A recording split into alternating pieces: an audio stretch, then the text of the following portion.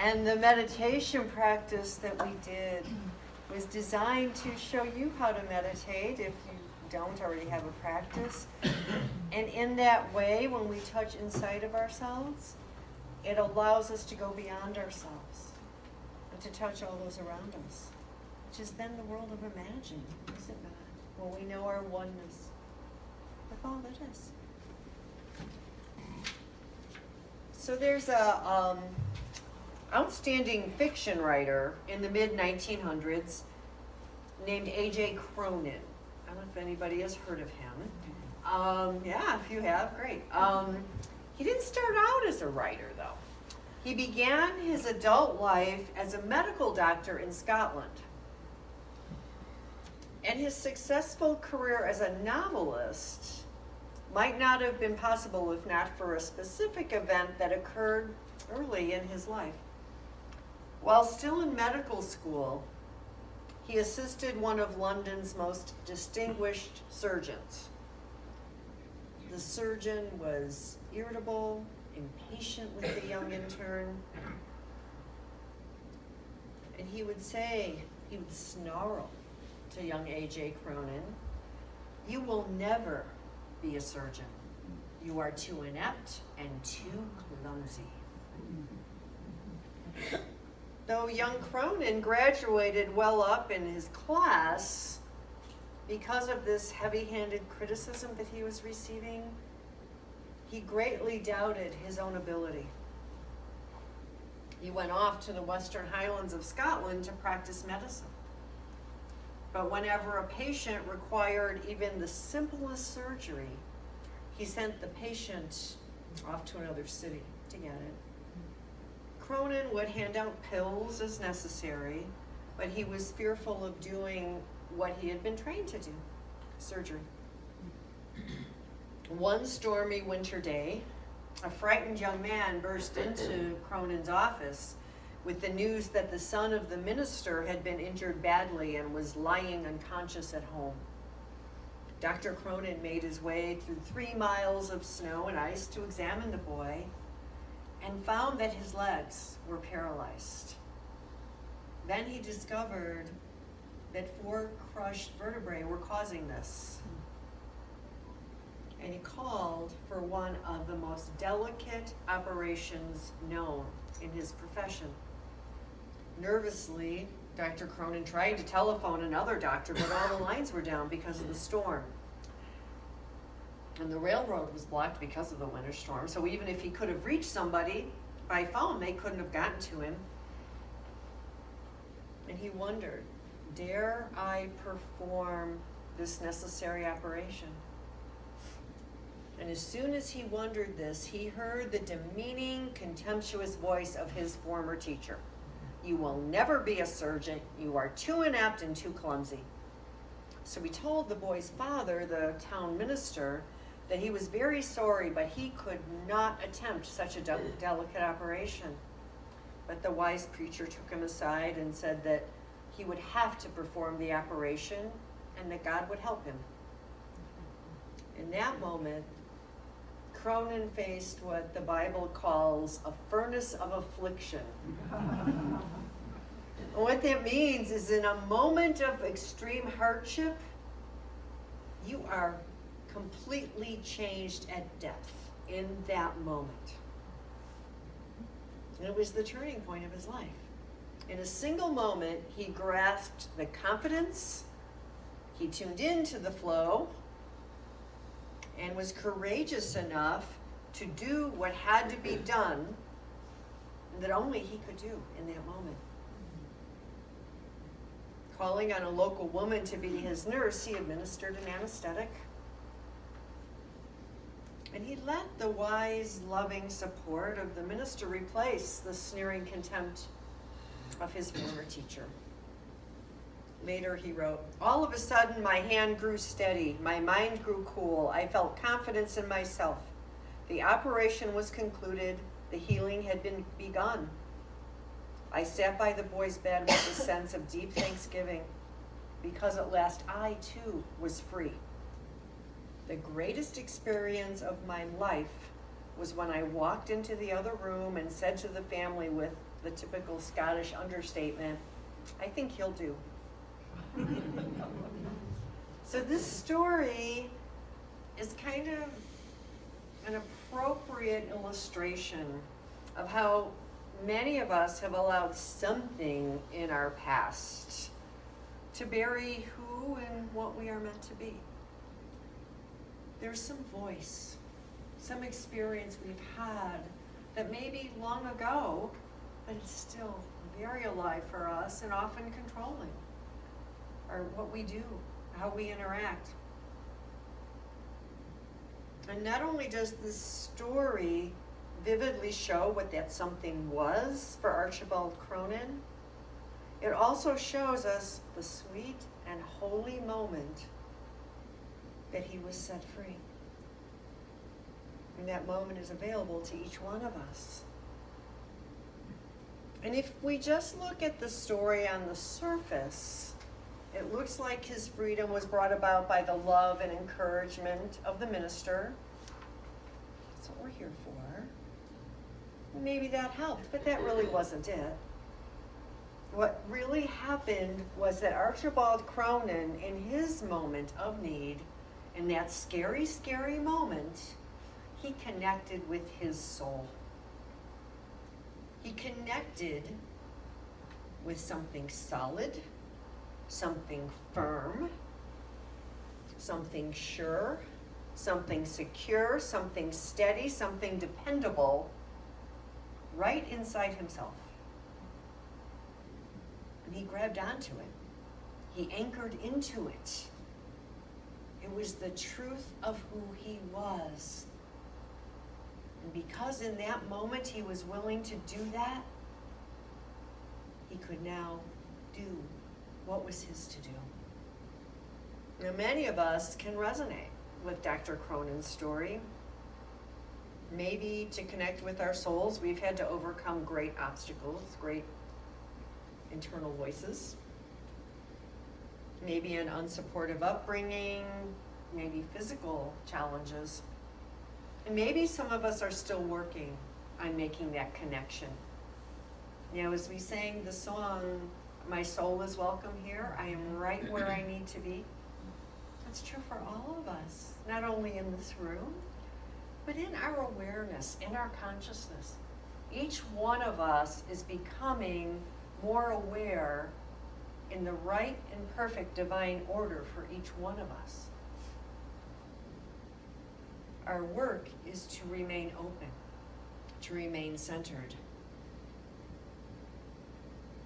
Now I want to tell you another story about someone who may have had an easier time of it. And it's the story of a famous research scientist who had made several very important medical breakthroughs. And at the time he told this story, he was being interviewed by a newspaper reporter. And the reporter asked him why he thought he was able to achieve so much more than the average person had up until now. In other words, what set him apart? And he responded that it all came from a lesson his mother had taught him when he was 2 years old. He'd been trying to take a bottle of milk out of the refrigerator when he lost his grip and spilled the entire contents of the gallon of milk onto the kitchen floor.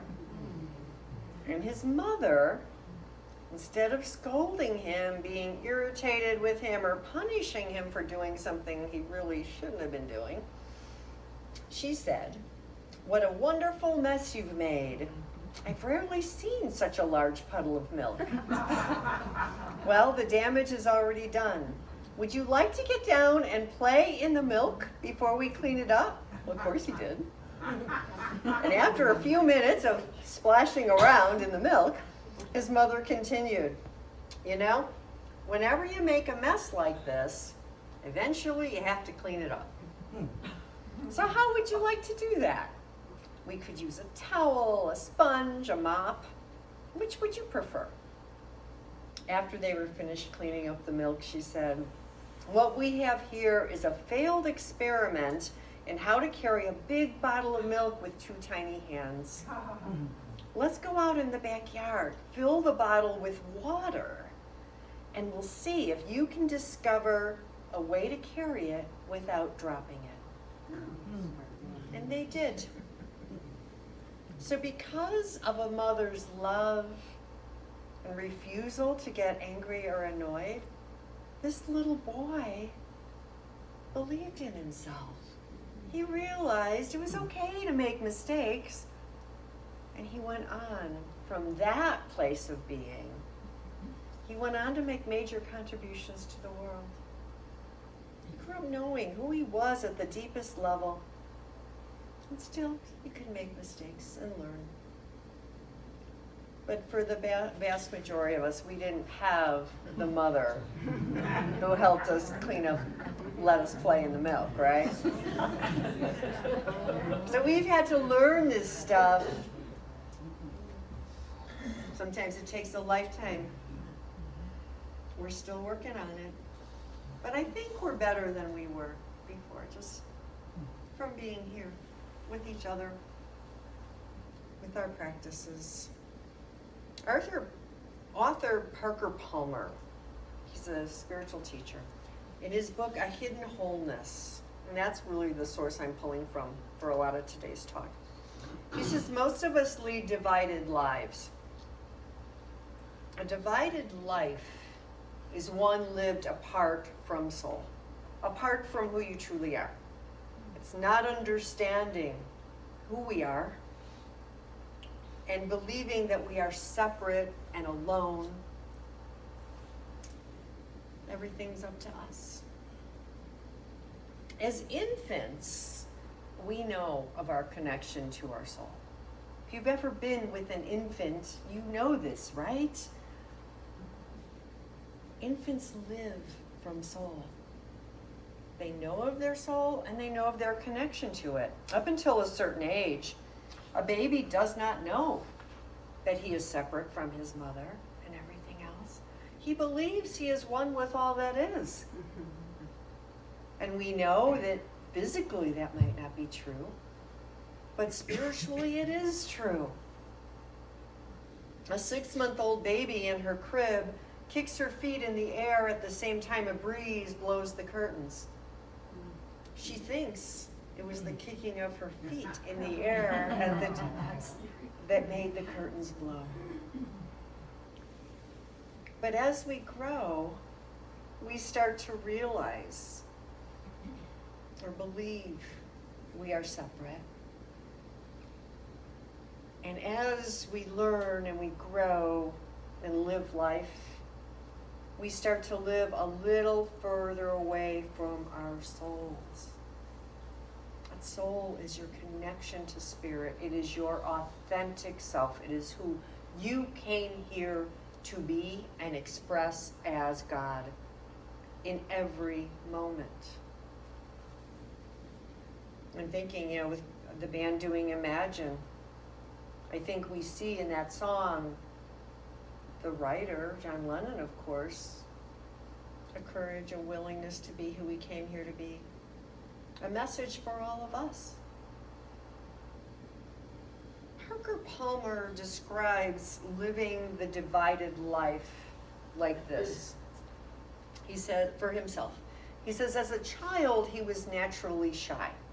He preferred to spend time alone in his room reading or building model airplanes.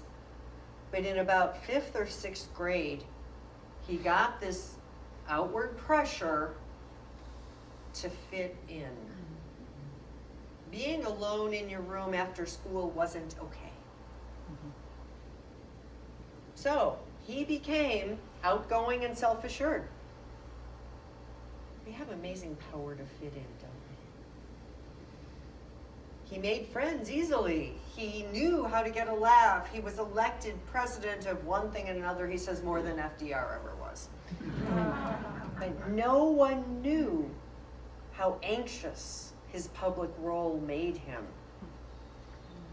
After school, instead of hanging out with friends, he would hide out in his room.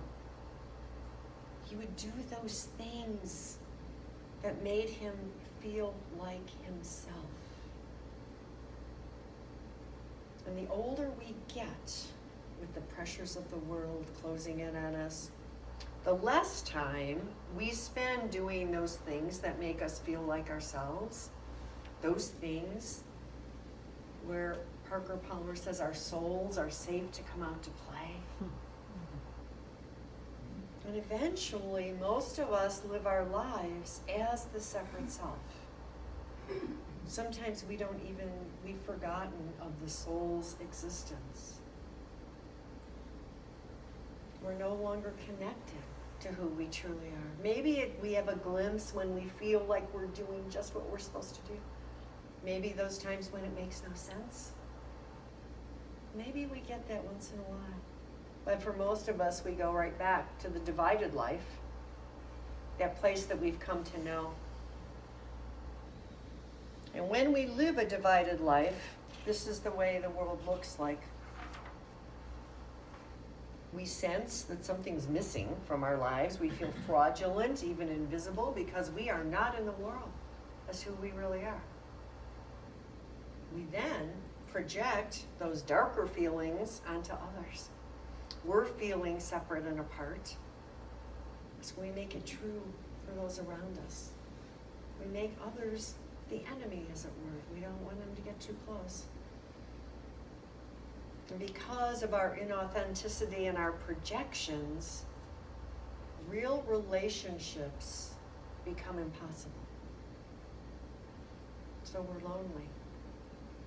And we begin walking through life with what's been called a defended heart. A heart that is walled off from experiencing life, our own souls, and other people.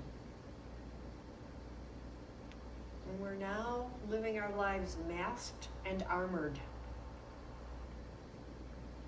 It's not a real sane way to live our lives, is it? Underneath all this, underneath your armor, there is the soul's longing to be seen. There is a longing to live as the whole beings that we are. Your soul is complete and perfect, just as it is. Nothing needs to be added to it to make it better, more evolved. Your evolution is allowing the mind to open to the soul. That's why we do meditation practice. So we can have a moment of silence to see what's there. We all yearn to live as the whole beings that we are. That means no longer living a divided life with the soul carefully tucked away. It means living from soul. Living as the authentic creations of spirit we are, and bringing our gifts and our talents, our likes and our dislikes into the world as only we can. Living this way is what brings us joy. The poet Rumi said, the soul is here for its own joy. So why aren't we all doing this? It makes just so much sense, doesn't it? It sounds so good. Well, feels pretty risky, doesn't it? It is. It really is risky. Living from the soul means instead of listening to your head, you now listen to your heart. You now listen to that still, small voice within. And this can only be done in the moment, when we are present to hear the still, small voice. Right here, right now. And some natural questions that we ask, because we're going into risky territory here. Natural questions we ask are, well, how do I know it's my soul, that still, small voice? And we might be afraid. If I let that inner voice dictate the shape of my life, what price am I going to have to pay in the world that sometimes punishes authenticity. It sometimes punishes those who might decide to do life differently from the accepted norm. These are real valid ideas. Or living a divided life might be living only half a life, but at least I know this territory.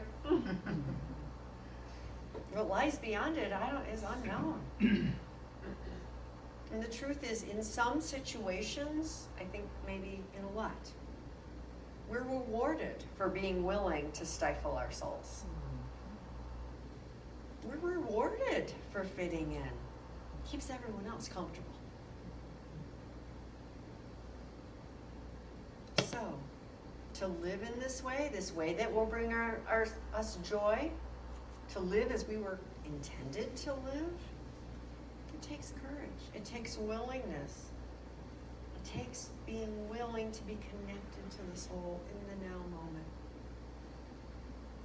So how do we move from living a divided life, living separate from our souls, to living this whole and complete life that we were created to live as expressions of spirit? Here to express spirit as only we can.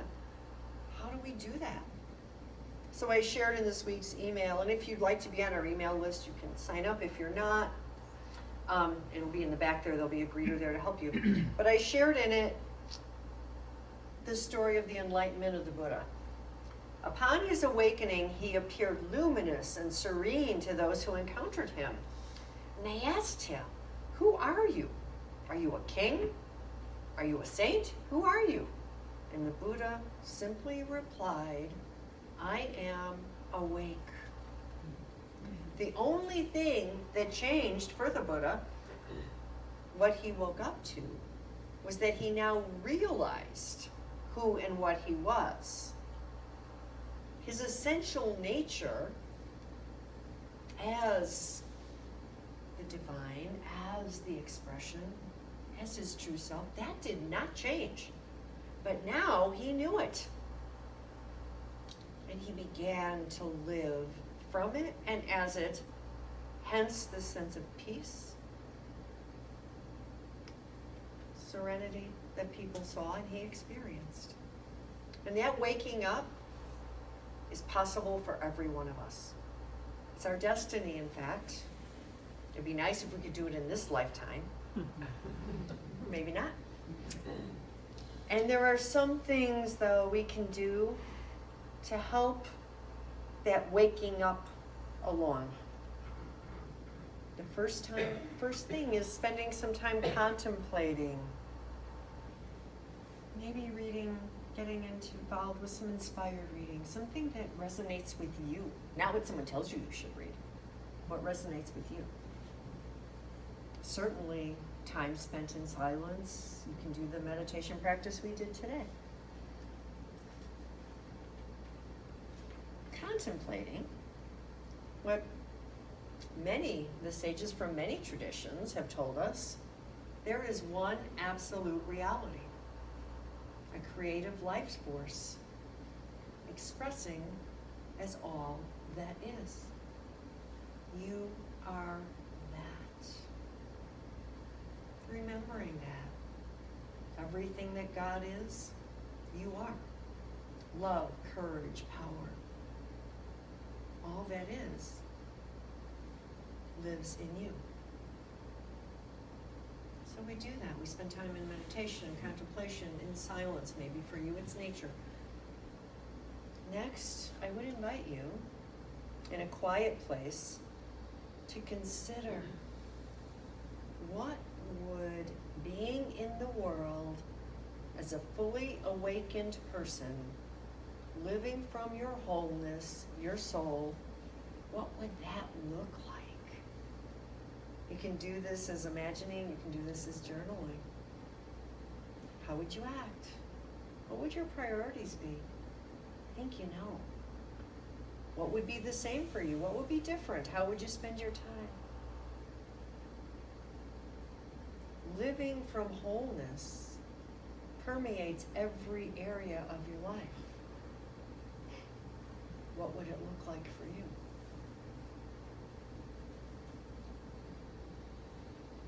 then, all that inner work, you take it out into the world as you, the gift that you are. And that happens moment to moment, step by step. We try to plan, okay, I'm going to look like this in this situation. The soul is only available to us in the moment, right here, right now. We have to be willing to be present enough to allow that still small voice to come in the moment. So you notice, is what I'm saying true to who I am? You check in. Is what I'm doing in line in this moment with living from my wholeness? Right here, right now. You look, you see, and you make adjustments if necessary. But we can only make those adjustments if we are wholly and completely present to our lives right now. Not trying to change things or make them different. Being here and now. And then we do it in community. Parker Palmer says the soul is a shy creature. So we must create an environment where it is safe for that, our true selves to come out. Really, it's that our brain feels safe enough to let the soul express. And he calls these environments circles of trust. And I would say for those of you in our Tuesday night spiritual support groups, transitions group, which anyone can join, we have that. It's a safe place for the soul to come out and be seen. And then we can bring it to a larger group. We can bring it to this group. There's no limit on how big the group is where we can bring forth our souls. In fact, I think that's what spiritual community is here for. In this moment, can I show up as me? And you know, those of you who participate in our Tuesday night transitions group, we have rules. We have norms. We have guidelines for how we are with each other so that the soul is safe to come out. If you're in 12-step or other support groups, some of these might be familiar to you, but there are ways of being with each other in the moment to allow the soul to come forth and to support each other in our spiritual wholeness. So first, we are fully present to the other. We do it by wholly listening. I mean, one night someone pointed out that could be holy, H-O-L-Y, or holy, W-H-O-L-L-Y. And that's something we don't experience much of in our lives. And I would ask you now to bring to your mind the last time, or maybe it's someone you do this with, where you felt truly listened to. For some of you, it might not be easy to remember. For some of you, might have one person come, maybe a couple. But if you remember being wholly listened to, you weren't interrupted by their story of, you should hear what happened to me. Yeah, theirs was better. There's no advice given. We each have a whole and complete soul, so we each have our own answers. And when we're in a space with each other, fully present right here, right now, we can hear our own answers, and we support the other person in seeing theirs by being present to them. You were each given a heart as you came in today, right? Does everyone have a heart? This beautiful heart? Okay, if you don't have one, raise your hand and we'll get one to you. Anybody? Phil needs one. Okay, okay, Tom's getting some, and we're not, this isn't, we're not doing a major thing, but what I would love you to do is, could you let this heart that you're going to take home with you represent the sacredness of your soul? Could you Put it in a place where you can notice it, where you can be reminded. There's a few more up here. He's got to get more. This is this is something for you to remember. Put it somewhere where you can wake up, where you can look at it. Maybe you put it in your pocket. And I invite you to hold that in your hand and remember, I am whole and complete, just as I am, an expression of the Spirit.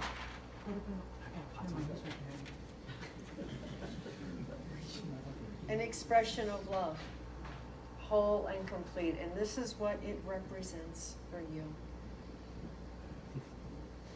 And just breathe into that and bless it with your heart, with your soul. Maybe if you are led to someday, you give it to someone else. Someone who you want to bless. This is up to you, whatever you need to do. There's a town in Africa, and the greeting that they give each other is when they see each other in passing, I see you. Mm-hmm. And the response is, and I am here to be seen. Mm-hmm. And they are not talking about their ego selves or their business self. They're talking about the soul.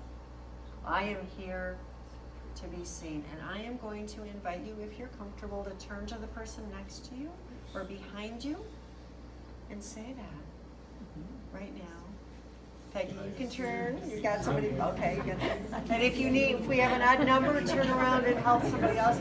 I am, and then you reverse. And I am here. I see you, and I am here to be seen.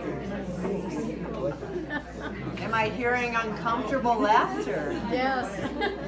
I know. I love it. I love it. It's hard, isn't it? We look into each other. Okay, come back. Okay. Looking into each other's eyes at that soul level brings a little discomfort, doesn't it? Okay. But you have a practice, something that you can do right here, right now, in all things. Whatever living from wholeness looks like for you, know that it is possible. And it is your way to joy. And know that as you interact with others, you have the ability to see their wholeness as well for them. Knowing they have their own answers. You connect soul to soul. And that other person and you wake up to who you are. Namaste.